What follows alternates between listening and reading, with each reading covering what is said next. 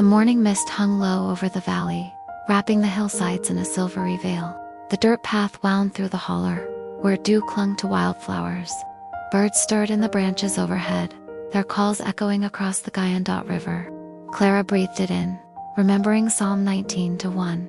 The heavens declare the glory of God, and the firmament sheweth his handiwork. Along that path walked Clara, her boots pressing into damp earth. She carried a satchel with a worn Bible, a small loaf of bread, and her hand-sewn journal. She whispered the words of Matthew 4:4. Man shall not live by bread alone, but by every word that proceedeth out of the mouth of God. Clara had been raised in this valley, but hardship had pulled her away. Now, each step felt like walking back into God's promises. She recalled Jeremiah 6:16, "Stand ye in the ways, and see, and ask for the old paths, where is the good way, and walk therein, and these shall find rest for your souls." At the river's edge, Clara knelt. The water was cold, cleansing, and it reminded her of Psalm 51:10. "Create in me a clean heart, O God, and renew a right spirit within me." Her whisper rose into the mist. "Wash me new, Lord." Across the bank, a heron waited still and patient. Clara thought of Psalm 27:14. "Wait on the Lord, be of good courage, and he shall strengthen thine heart." The bird did not chase, it waited. She realized waiting in faith was not weakness, but strength. Further down, a fallen tree sprawled across the ground, its trunk scarred, yet tender shoots of green broke through. Clara laid her hand on the bark and remembered Isaiah 61:3. "To appoint unto them that mourn in Zion, to give unto them beauty for ashes." Even in brokenness, God was faithful to bring new life. Crossing a wooden bridge, she paused at her reflection in the water below. Her face carried years of sorrow, yet her eyes still held light. 2 Coríntios 5:17 rose in her heart. "If any man be in Christ, he is a new creature.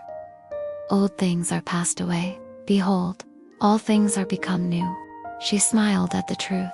Beyond the bridge lay a meadow of daisies and butterflies. Clara sat and opened her journal. Turning past pages of sorrow, she found a blank sheet. Instead of grief, she wrote, "Today feels like beginning." She thought of Lamentations 3:22-23. "His compassions fail not. They are new every morning. Great is thy faithfulness." The sun warmed her shoulders, as peace filled her heart. She rose stronger, declaring aloud Psalm 118:24. "This is the day which the Lord hath made. We will rejoice and be glad in it." The meadow seemed to nod in agreement. The path soon brought her to an old church on a rise. Though its paint chipped and ivy grew up the walls, its steeple still pointed to heaven. Clara climbed the steps, whispering Psalm 122:1. "I was glad when they said unto me, Let us go into the house of the Lord." Inside, sunlight poured through stained glass, painting her face in color. She knelt at the front pew, tears flowing freely. She remembered Romans 8:26. "The Spirit itself maketh intercession for us with groanings which cannot be uttered." Her tears were prayers, and God heard them all. When her voice returned, it was to thank, not to ask. "Thank you for bringing me home," she whispered. "Thank you for your mercy." Her heart recalled Psalm 23:1-3. "The Lord is my shepherd, I shall not want. He restoreth my soul." As afternoon light shifted, she stepped outside renewed. The mist had lifted, and the valley stretched wide. Clara thought of Isaiah 43:19. "Behold, I will do a new thing.